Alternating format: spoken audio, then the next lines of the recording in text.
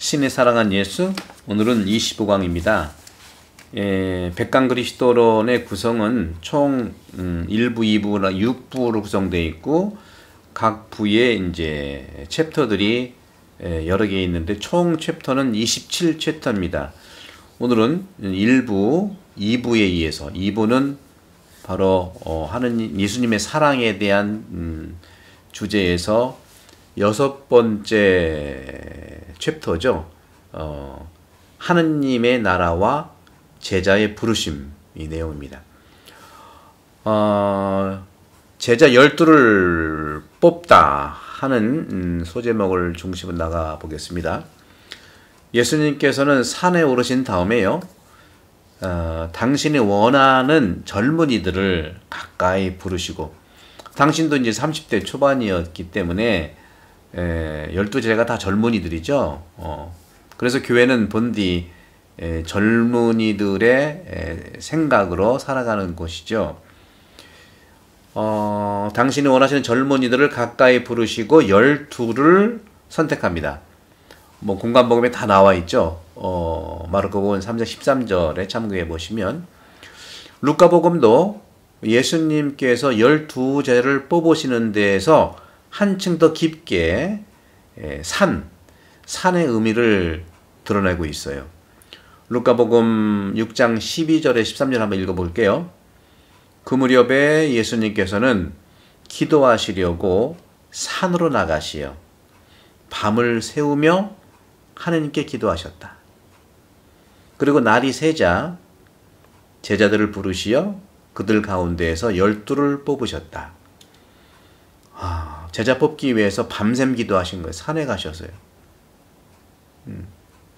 산은 성경에서 어떤 공간일까요? 산. 바로 구약에서부터 연결되는 시나이 산으로 모세가 십계판을 받으러 갔죠. 그죠? 그런 측면에서 산은 하느님과 만나는 곳이죠. 바로 그 산, 그곳에서 예수님께서도 하느님과 만나는, 즉 하느님과 친교를 나누는 장소입니다. 아버지와 친밀하게 대화를 나누던 기도 중에 제자들을 부르셨습니다. 저도 사목위원 이렇게 부를 때 기도하고 또 기도하고 또 기도하고 그렇게 저를 통해 부르신 하느님의 뜻을 제가 살피는 것이죠. 제자들은요, 이렇게 기도 중에 태어났습니다. 여기서 예수님의 품격이 고스란히 드러납니다. 기도 안에서 인품이 드러나고 성숙한 것이죠. 기도는 대화이고 기도는 성숙한 태도의 열매입니다. 자, 그런 점에서 제가 이제 2018년도 학교에 있을 때 안식학기를 맞이해서 2018년 4월에 브라질 이타치아이아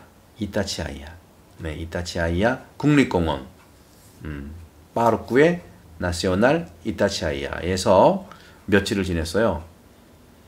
해발 1250m나 되는 높은 곳입니다. 그곳에 있는 산장의 아침은 정말 구름과 함께 열렸어요.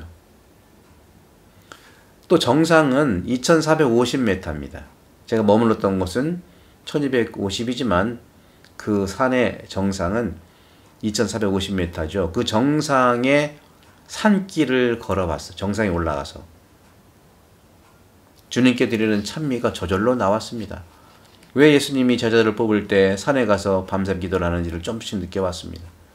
왜 모세가 십계판을 받으러 시나이 산에 올라갔는지. 저도 신학교에 있을 때 부자들과 함께 이집트하고 이스라엘을 순례를 했는데 시나이 산에 저도 같이 밤에 새벽에 올라가 봤거든요. 정말 힘들기도 하지만 정상에 올라가서 특히 시나이산 정상에 올라가서 떠오르는 정말 해, 떠오르는 해를 바라보면서 하느님을 저절로 찬미할 수 있었습니다. 찬미가 저절로 나오죠. 그리고 마음속에 쌓여 있던 말마디가 흥얼거리며 밖으로 나왔어요. 콧노래, 이런 노래, 저런 노래. 산은 참으로 하느님과 대화를 하는 장소라는 것을 느꼈습니다. 예수님께서는 당신이 제자를 직접 뽑아 세우셨죠. 그리고 자기 인생의 시작에서 마지막까지 하느님 나라의 도래를 줄곧 그들과 함께 말씀하셨습니다. 하지만 그 일을 함께할 제자를 선택하는 부르심의 주체는 하느님이시라는 것이 예수님의 생각입니다. 저도 그렇습니다. 저도 저를 통해서 부르시는 사모기원 또 여러 단체장들 바로 하느님의 부르심 주체가 그렇다는 것이죠. 이렇게 부르심의 주체가 하느님이시라는 것이 예수님의 생각이고 그 생각을 구체적으로 표현하며 제자를 위해서 또 그 제자를 기도 중에 선택한 것입니다. 기도는 하느님과 대화 시간이기 때문에 바로 하느님께서 뽑아주신 것이죠. 그러므로 예수님의 선포는 하느님의 나라이고 제자들의 선포는 자신을 뽑아 세상에 파견하신 예수님에 관한 모든 것이라고 이해할 수 있겠습니다. 예수님은 하느님 나라를 선포해서 천국 선포를 했어. 천국이 다가왔다. 회개하고 복음을 믿어라. 근데 우리 제자들은 무엇을 선포할까요? 자신을 뽑아 세상에 파견한 예수님에 관한 모든 것을 선포해야 되니까 당연히 예수님의 선포는 천국 선포니까 천국 선포뿐만 아니라 예수님이 선포한 천국에 대한 모든 것을 선포하는 것이죠.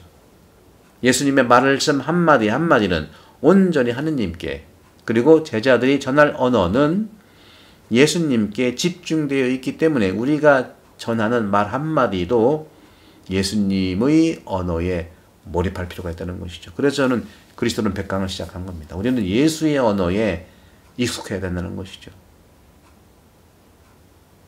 어떤 면에서 개신교 형제들은 그들이 쓰는 용어들이 성서적이에요.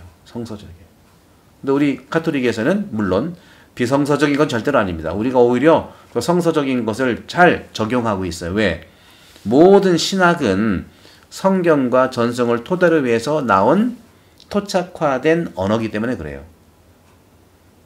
하지만 그 신앙의 언어가 말씀과 예수님과 만나야 된다는 것은 우리의 또 작업이지 않겠습니까? 그런 점에서 우리는 예수님의 정말 그 한마디 한마디의 그 언어에 집중하고 그분의 말 한마디에 정말 몰입하는, 집중하는 그런 것이 필요하겠다는 말씀입니다. 그런데 예수님의 제자가 되는 것은 마음이 있다고 해서 스스로 될 수가 없어요. 나 예수 제자 되겠습니다. 그런 것이 아니죠. 부르심은요, 주님의 의지에서 나온 주님의 선택이자 결정이에요. 이것은 다시 말하면 예수님께서 아버지 하느님과 나누는 일치된 의지에 뿌리 내리고 있기 때문입니다. 이것은 유명한 성서학자 요아킴 그닐카가 자신의 책 나자렛 예수에서 하시는 말씀이에요. 다시 말씀드립니다. 예수님이 제자가 되는 것은 마음이 있다고 되는 게 아니다. 스승은요, 일반적으로 스승은 제자가 선택하는 거예요. 학교에서도 강의 듣고 싶으면 강의를 내가 선택하잖아요. 그죠? 일반 커리큘럼이 있지만 선택은 내가 하는 거예요. 학생이 하는 거예요. 랍비도 역시 마찬가지예요. 랍비도, 스승도 제자들이 선택하는 거예요. 랍비를. 근데 예수님의 제자가 된다고 하는 것은 내 선택이 아니고 바로 부르심은 주님의 의지고 주님의 선택이고 주님의 결정이라는 것이죠. 다만 응답은 내가 하는 것이죠. 당연히.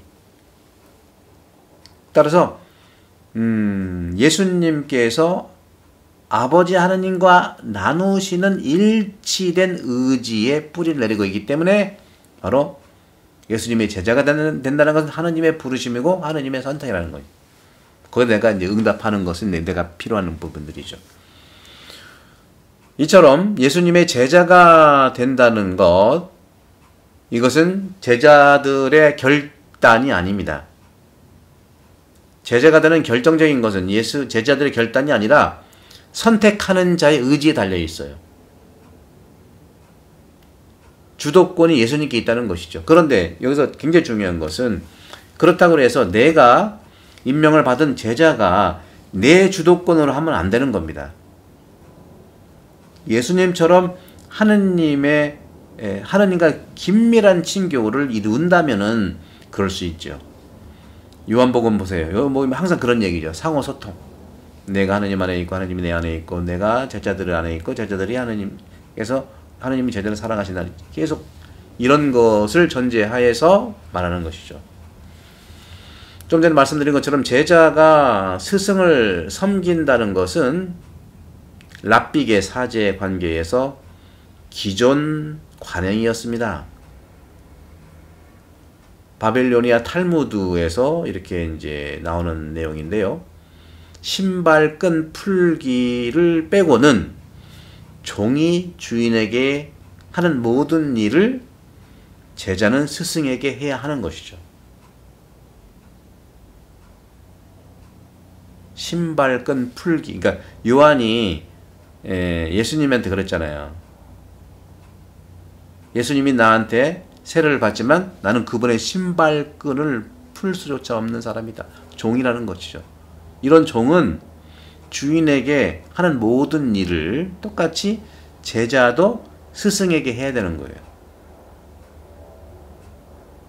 신발끈을 풀는 것은 종이 하는 것이지만 제자들은 이거는 빼놓고서 종이 주인에게 하는 모든 것을 스승에게 해야 된다는 것이죠. 이게 바빌로니아 탈무드에 나오는 내용이에요.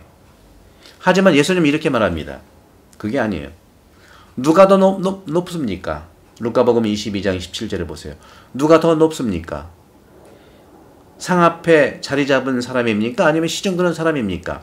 자리 잡은 사람이 아닙니까?